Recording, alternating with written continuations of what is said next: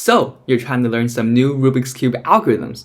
But oh wait, you can't, because you don't know what in the Narnia these things are. Well, in case you don't know yet, those are Rubik's Cube notations. In Rubik's Cube notation, each letter corresponds to a different side. And on that side, you will do a clockwise turn.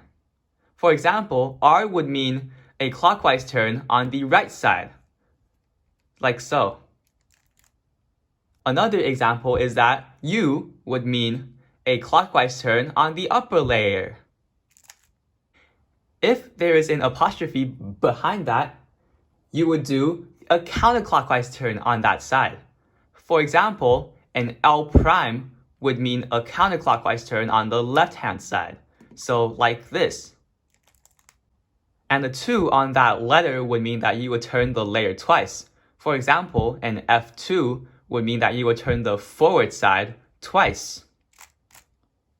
The lowercase version of that letter would just mean turning it clockwise on that indicated side along with the center layer. So for example, an R wide would just mean turning the R's layer along with the center, so like this. Another example of this would be U wide, which is turning the U layer clockwise along with the center, so like this. The apostrophe and the 2 can also apply to this. For example, an R wide prime would just mean turning the R layer along with the center counterclockwise. And an R wide 2 would just mean to turn the R layer along with the center twice. And there are some other moves, which are the M, E, and S moves, which aren't used as much but are still good to know.